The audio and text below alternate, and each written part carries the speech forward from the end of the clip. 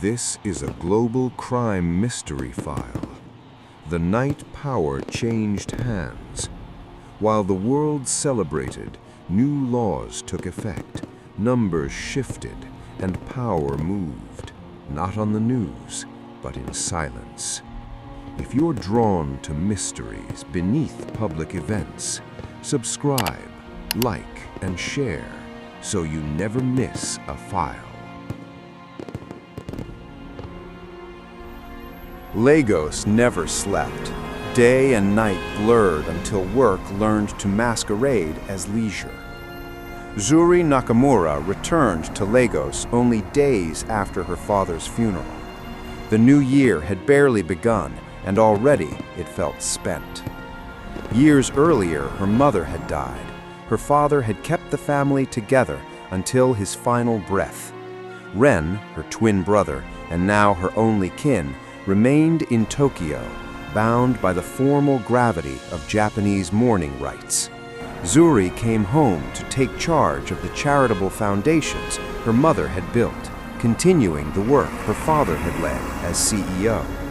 From the upper floors of the Nakamura house, Lagos stretched without apology. Steel, glass, and light layered over constant motion. This was not a city that erased its past to become modern. Traffic moved like turbulent fluid forced through narrow channels, compressing, braking, surging forward under constant pressure. Beyond it all, the Atlantic lay dark and calm, keeping what it had taken. Zuri stood alone in the glass observatory, barefoot. The floor was cold beneath her feet, polished black stone threaded with fine lines of gold, imported. The air carried the faint scent of ozone and old paper. She had not cried, not yet.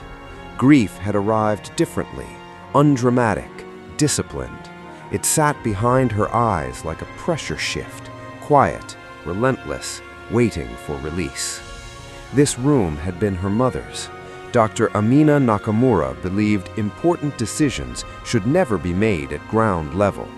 Perspective, she said, required distance from noise. Zuri exhaled slowly. Below her, Lagos pulsed, working, unbothered.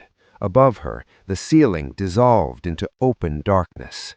Then, a soft chime. Not an alarm, not a warning, a summons. The room responded before she did. Light shifted from white to warm amber, softening the room without easing its tension. The glass walls dimmed, turning the city into a blurred mass of motion without detail.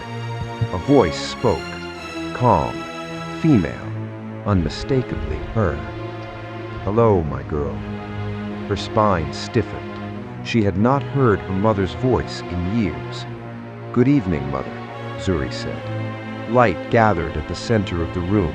Not an image, not a face, but a presence.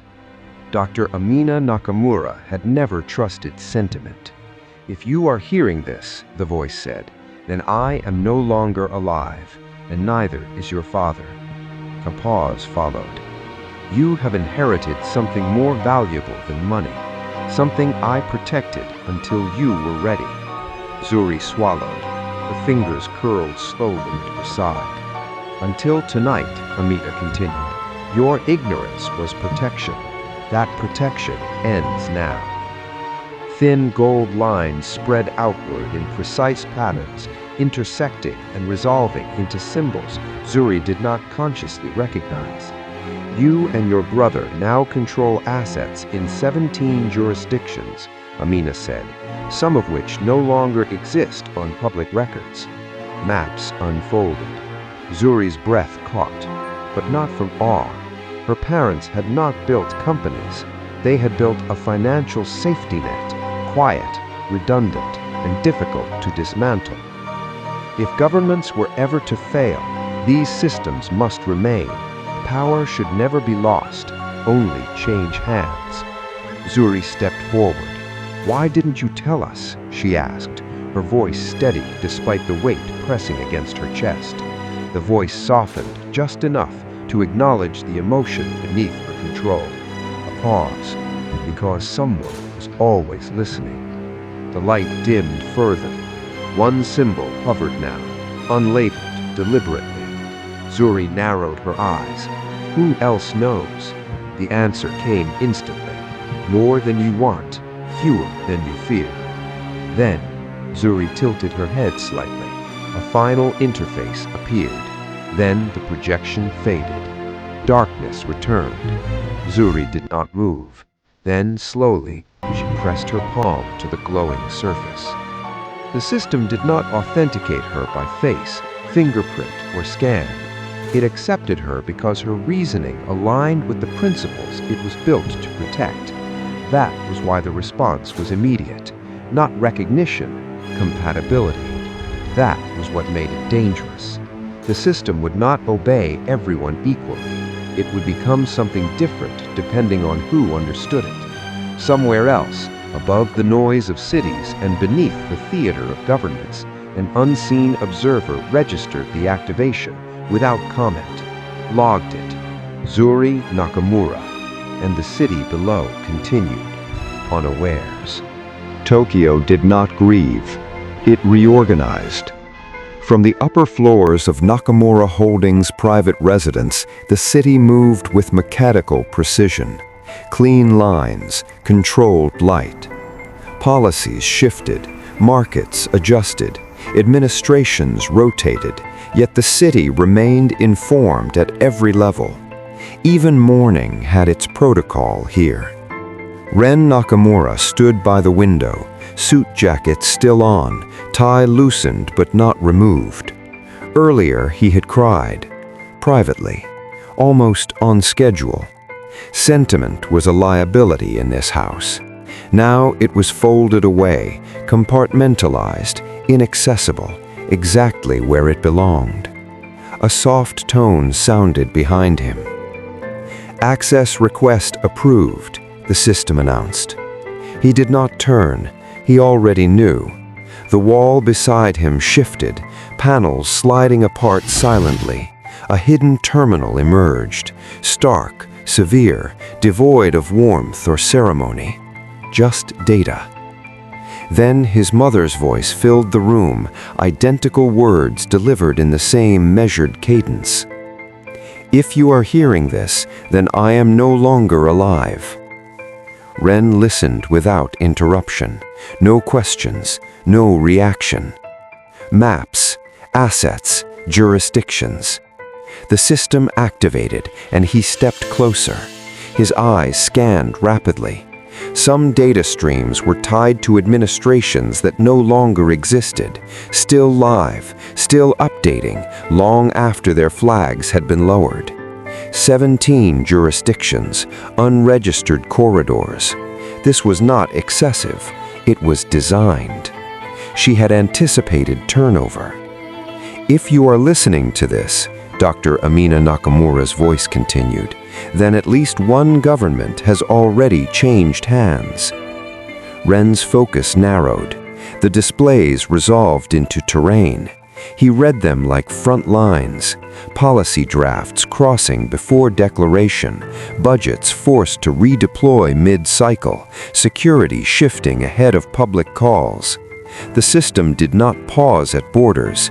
It moved through them, always forward. Their mother had not just built an empire. She had established continuity, data designed to survive transition, conflict, and succession. Access that outlived elections, borders, and names. He exhaled once. So that's why, he murmured, understanding settling into place. The hologram paused, as if assessing him. If you are wondering whether this makes you powerful, Dr. Amina Nakamura's voice continued, the answer is no. It makes you responsible. Ren's fingers hovered over the interface. He did not touch it. Responsibility was familiar. He had been trained in it. Power, however, was a variable, one that demanded calibration. Mother, he said evenly, who else is watching? The system answered with a list, classified, redacted, incomplete. Ren nodded. Good. Mystery was leverage. He said to the empty room, "Then we should negotiate." The lights dimmed. The system unlocked another layer, one it had not offered Zuri. Market exposure, political alignment models, influence pathways. Ren's jaw set. This was a function, not favoritism. Zuri would ask why. Ren asked how much and how fast it could move.